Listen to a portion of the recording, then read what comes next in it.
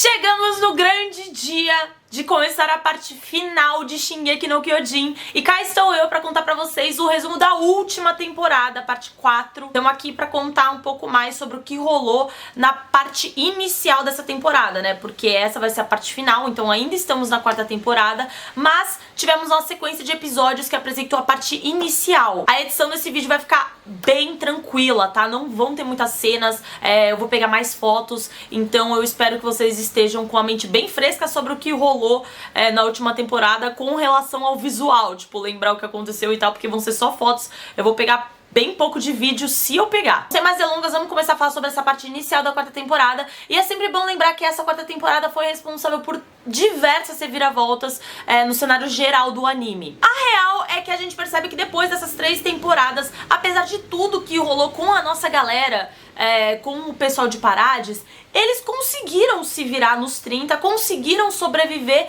e no final até derrotaram o pessoal de Marley, porque eles até, além de suportar toda a treta que rolou durante todos os anos, eles até conseguiram o Titã Colossal, que era do Bertoldo. Ou seja, ponto para a nossa galera. Essa perda de Marley não passou despercebida. Na verdade, até repercutiu bastante num nível em que os outros territórios inimigos de Marley, eles começaram a questionar o poder dos titãs. Afinal, os caras têm o poder dos titãs, mas estão perdendo da galera da ilha. E o pessoal da Ilha Parades também ficou reconhecido como os grandes demônios da Ilha Parades, porque afinal, os caras estavam conseguindo destruir o grande poderio de Marley? Como isso era possível? Marley foi diminuída e a Ilha Parades foi vista como um tipo de lugar que abriga demônios que são super fortes e impiedosos. O anime começa com um timeskip de 4 anos que mostra a galera de Marley em guerra com o pessoal do Oriente Médio, justamente por conta dessa falta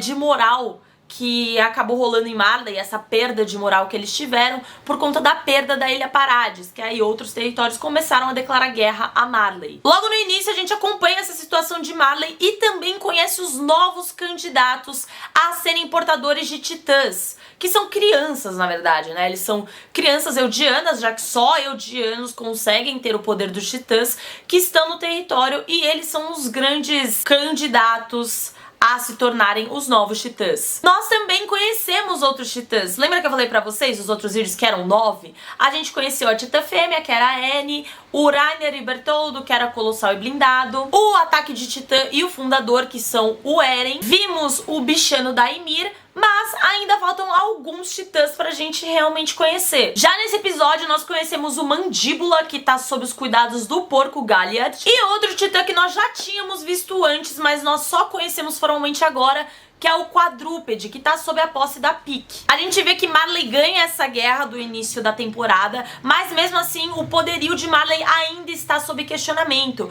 E a questão, a verdadeira questão é que se eles entram em Parades e ganham da Ilha Parades, eles vão retomar essa honra de serem, nossa, grandes lutadores e todo mundo tem que temer a Marley. Só que entrar na Ilha Parades é uma bica nesse momento por diversas razões diferentes. Ao longo de todos esses anos eles mandaram dezenas de navios para invadir a Ilha Parades, mas todos esses navios marleyanos foram perdidos. Além disso, eles suspeitam que a galera da Ilha Parades tem o controle agora do Titã Colossal, ou seja, eles estão bonados de titãs. Mas eu acho que o que realmente implica nesse começo de temporada é entender que nós estamos em um dilema. Conforme os acontecimentos desse início de temporada vão rolando, a gente percebe uma humanização muito forte dos personagens. Afinal, o Rainer, o Bertoldo, a Annie, eles eram eldianos, sempre foram eldianos, que nasceram no território e foram obrigados a lutar em prol de Marley. Inclusive, as novas crianças que a gente conhece também são eldianos que estão sendo obrigados a lutar. Alguns vestem a camisa de ter a certeza que Parades está cheia de demônios e lá só existem pessoas que merecem sofrer. Esse é o caso da Gabi, insuportável, e outras pessoas são mais racionais e entendem a situação em que elas estão. Se tornar um titã para batalhar por um país que não é seu, se condenar a um futuro de morte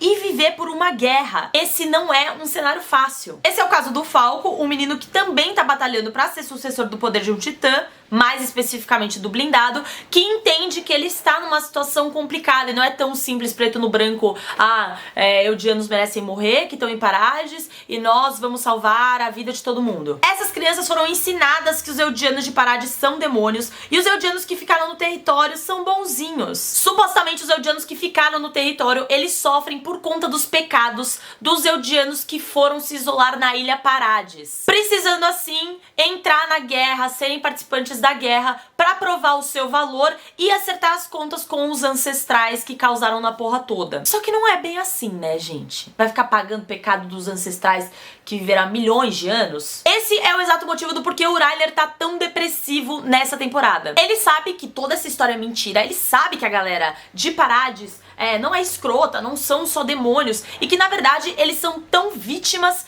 quanto o povo de Marley e quanto os Eldianos que ficaram no território. A gente se apega cada vez mais ao Reiner nessa temporada, principalmente quando a gente vê um flashback e a gente percebe que na verdade ele só herdou o poder do Titã blindado porque ele deu o sangue pra isso. Ele não era o cara mais forte, ele não era o cara mais inteligente, mas ele viveu sob essa premissa de que quem tava em Parades eram os caras do mal, e ele, como um Eldiano do bem, ele precisava provar o seu valor, ele precisava reconquistar a honra pra família dele. Então ele viveu em cima disso, ele viveu em cima dessa concepção, e aí ele conseguiu, por merecimento, ter o poder do Titã blindado. Obviamente toda essa ideologia acaba caindo por terra quando ele vai pra Parades e conhece o pessoal. Mas enfim, nós conhecemos a tropa antiga: Reiner, o Titã blindado, Bertoldo, o Colossal, Annie, a Titã fêmea, Marcel Galliard, o Mandíbula, e Pique, o quadrúpede. Além do Zeke, que era o bestial, mas já fazia mais de ano. Lá no passado, Annie, Marcel, Bertoldo e Reiner vão pra Parades em uma missão de retornar com o famigerado Coordenada e com o Titã Fundador. Então eles estão indo pra Parades pra tentar resgatar o poder da Coordenada e também resgatar o Titã Fundador. A missão já dá ruim na praia quando o Titã Burronaldo da Ymir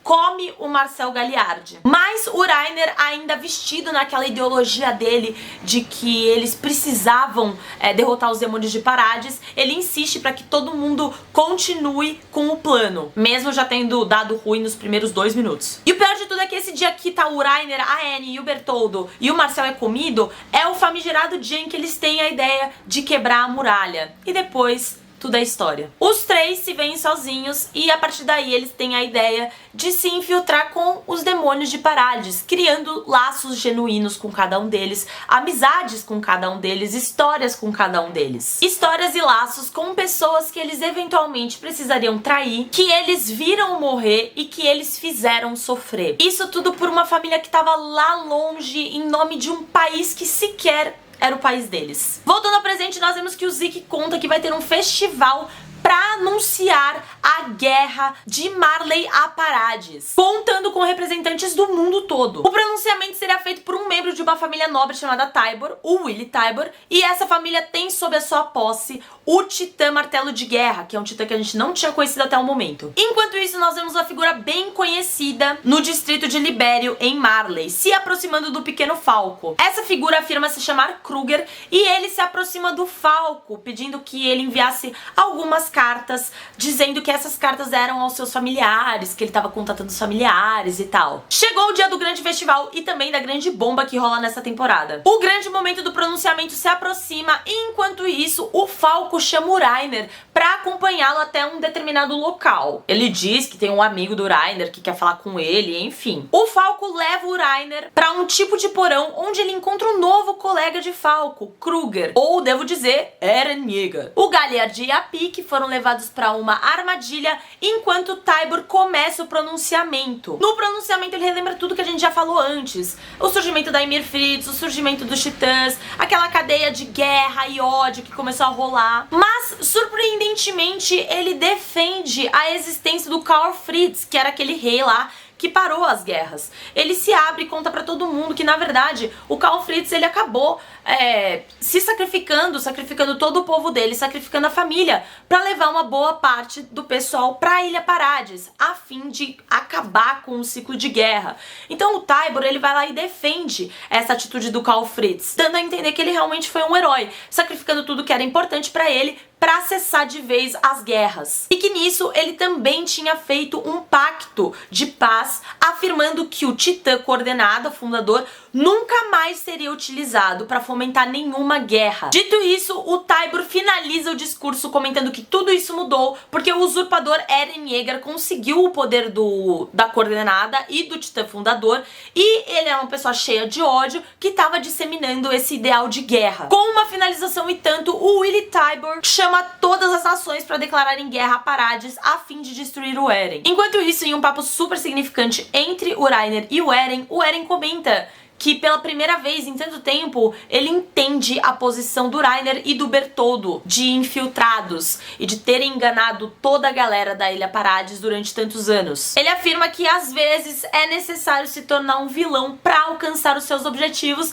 e bam! Vira um titã no meio do caos. Muita gente morre, inclusive as crianças que a gente conheceu no início da temporada, exceto o Falco e a Gabi, que continuam vivos. Finalmente conhecemos o Titã Martelo de Guerra, a Lara Tybur, e nós presenciamos uma batalha incrível entre o Titã Martelo de Guerra e o Eren. Claramente o Eren não duraria nem 5 minutos da chincha, mas graças ao poder do protagonismo, toda a nossa tropa de exploração chega na hora H e ajuda o Eren a destruir o Titã Martelo de Guerra. Nisso, o Eren absorve os poderes de um novo titã. Um dirigível da tropa de exploração aparece pra resgatar o pessoal e tudo tava de buenas pra nós até essa desgraçada matar a menina das batatas. No dirigível, então, tá a nossa galera, a Gabi, o Falco e, surpreendentemente, o Zeke, que aparentemente traiu o Marley pra fazer parte de um plano maior junto de seu irmãozão Eren Yeager. Pro contato entre o Zeke e o Eren rolar, a gente precisa voltar um pouquinho no tempo. Lembra que eu falei pra vocês no começo desse vídeo que vários navios tinham sido enviados de Marley pra Ilha Paradis e nenhum deles tinha voltado? Pois é, todos esses navios marleyanos que chegavam eram interceptados pelo Eren,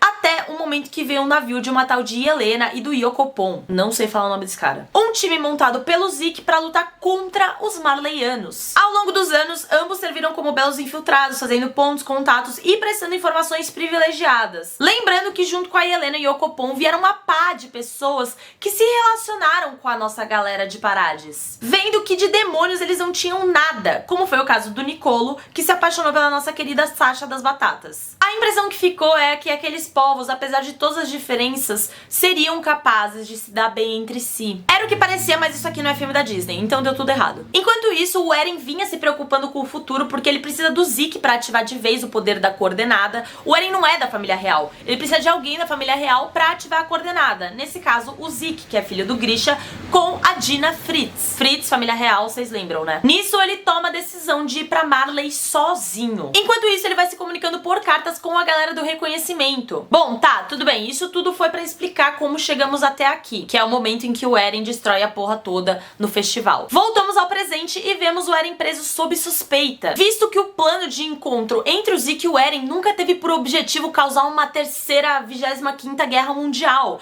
Era simplesmente pra eles se juntarem e causarem um certo medinho aos povos, a Marley principalmente, do tipo, cara, esses caras, eles têm o Zeke e o Eren, então eles têm o poder definitivo da coordenada. A gente não pode chegar perto dessa galera. Então a ideia era causar um medo grande o bastante pra ninguém invadir nunca mais a Ilha Paradis. E não começar a matar geral do nada, que foi o que o Eren fez. Enquanto isso, a Gabi e o Falco, que estavam presos, eles acabam fugindo e são coincidentemente acolhidos pela família Braus, que é a família da Sasha. Quem lembra quem matou a Sasha? Eu lembro. Por ter sido tão bem acolhida, a Gabi começa a questionar essa questão de demônios de Paradis. Ou pelo menos ela começa a ficar meio confusa sobre toda essa questão que ela foi ensinada a vida inteira. Gabi e Falco de boa nas férias, enquanto o povo de Paradis está exigindo respostas à tropa de reconhecimento. Afinal, o que rolou nessa guerra? Por que o pessoal foi pra Marley? O que era esse clima que tava rolando? E por que o Eren, que é o nosso herói, o grande herói da história inteira, está preso? Bom, corta pro próximo grande babado dessa temporada. O Levi não confia 100% no Zeke e por isso ele tá sendo preso junto das tropas do Levi God. Acontece que essas tropas deram uma escapulida no serviço e, enfim, brindando e tal, eles começaram a beber um vinho que foi trazido de Marley, conhecido como, ai, nossa, um vinho de Marley, super chique, muito bom. Enfim, vinho especial de Marley que a galera tava tomando. Exceto que não era vinho. O vinho que foi servido não só às tropas do Levi, como também aos outros comandantes e membros do serviço militar de Paradis, continha fluido do titã bestial do Zeke. E sabe o que acontece se você bebe o fluido do titã espinhal do Zeke e depois o Zeke dá um berro? Todo todo mundo é transformado em Titã Burronaldo. Sim, galera, se você bebe o fluido espinhal do Zeke e o Zeke dá um berro, ele tem esse poder que se ele dá o berro, todo mundo é transformado em Titã Burronaldo. Se já não bastasse esse caos, tudo vai por água abaixo quando a Gabi e o Falco encontram o Nicolo em um almoço e por ser um marleiano, eles decidem bater um papinho com ele. Afinal, uma série de marleianos que tá fora do próprio território. Vamos ver aqui o que o Nicolo acha disso. Mas, como eu disse antes, o Nicolo é o cara que era chonadão na Sasha. Ele acaba descobrindo que a Gabi foi a responsável por matar a Sasha e ele fica modo Sicko Mode putão. Ele tenta quebrar uma garrafa de vinho na Gabi, mas pasmem, o Falco entra no meio e um pouquinho desse vinho acaba caindo na boca do Falco. Ou seja, ele toma o vinho com o fluido espinhal do Titã Bestial. Começa um caos generalizado pra variar, mas o grande highlight de toda essa treta é que a família que acolheu a Gabi e que era a família da Sasha fica descobrindo que a Gabi foi a grande responsável por matar a Sasha e ao invés de puni-la, matá-la ou qualquer coisa do gênero, eles simplesmente não fazem nada. Eles olham e falam, cara, esse ciclo de ódio, ele não precisa continuar assim. A gente não precisa continuar nessa vibe de vingança, um matando o outro, numa cadeia que não tem fim. E pra surpresa de todo mundo, principalmente da Gabi, eles simplesmente decidem, de certa forma, perdoá-la e deixar isso para águas passadas, não alimentando assim o ciclo de ódio que já existe em grande escala nesse anime, que, no final das contas, não leva a absolutamente nada a não ser morte. O outro highlight é o Eren entrando no modo Sicko Mode e xingando tudo quanto é gente, falando que a Mikasa era gado dele e dando um socão no Armin. Gente, a puberdade do Eren é eterna, né? Quando é que passa a fase aborrecente dele? Nunca? Bom, o Zeke dá o berro dele lá e o pau da barraca é definitivamente chutado. Geral vira Titã Burronaldo. O Zeke tá achando que tá arrasando porque deixou o Levi no meio da floresta com os antigos colegas que viraram titãs, exceto que o Levi é o personagem mais foda do mundo e consegue matar geral. E ainda consegue capturar o Zeke pra obter mais informações depois. E a grande verdade é que o plano do Zeke envolve simplesmente exterminar todos os Eldianos da Terra. Mas não é do jeito que vocês estão pensando, ele não quer matar ninguém. Ele simplesmente quer impedir que novos Eldianos nasçam. O plano dele é impedir que novos Eldianos venham à Terra. E isso não é porque ele odeia os Eldianos, é simplesmente porque ele percebeu que não tem o que fazer. Os Eldianos sofrem, eles só sofrem. É um mundo de caos. Ou eles têm que lutar numa guerra que nem é deles, porque os marleianos praticamente escravizaram os caras, ou eles têm que viver numa ilha na puta que pariu com um monte de titãs assolando eles, ou eles têm que obrigatoriamente virar titãs, porque eles são as únicas pessoas que conseguem virar titãs. Enfim, é um caos. Eles simplesmente acham que a melhor forma de resolução pra acabar com os problemas é impedir que novos Eldianos nasçam. Impedindo que novos Eldianos nasçam, não existe mais titãs a longo prazo e também não existe mais sofrimento. O Zeke vive com a certeza desse plano e vive com esse objetivo. Ele faria de tudo pra alcançar isso. E a maneira de realmente alcançar isso seria usar o poder da coordenada em conjunto Zeke e Eren pra tornar todos os Eldianos inférteis. Ele batalharia tanto por isso que, enquanto ele tá preso ao Levi, ele se explode, atingindo assim o seu grande rival, numa tentativa louca de tentar fugir. Em um estado moribundo, à beira da morte, o Zeke é aparentemente resgatado por um titã que o coloca em seu ventre. O porquê disso, a gente vai descobrir mais tarde. Vamos finalizar o resumo com um fechamento incrível dessa parte inicial da quarta temporada. A Pieck estava infiltrada em Parades e atraiu Eren pro centro de uma armadilha no topo de um prédio. E um ataque surpresa de Marley se dá início no meio de Parades. Mas uma grande batalha se inicia e fechamos o episódio com Reiner e Eren, antigos amigos e eternos rivais, se contemplando mais uma vez. Bom, gente, chegamos ao final do resumo da parte inicial da quarta temporada. Inclusive, chegamos ao final de tudo, né? Porque fiz resumo primeira, segunda, terceira e início da quarta temporada. Ai, meu Deus do céu! Eu tô super animada, vou fazer uma super cobertura, afinal eu já li o mangá, já sei o que acontece. E não, eu não odeio o final de Shingeki, inclusive pra quem quiser, tem um vídeo com a minha opinião sobre o final de Shingeki aqui no canal. Mas é isso, pessoal, agora daqui pra frente é só pra trás. Eu espero que vocês tenham gostado de todos os resumos, que tenha se mostrado útil e que vocês aproveitem essa nova temporada. A gente vai se falando tanto por aqui no YouTube como no Instagram, porque eu obviamente vou continuar criando conteúdo de Attack on Titan, como se não houvesse amanhã. É isso, pessoal, a gente se vê nos próximos vídeos.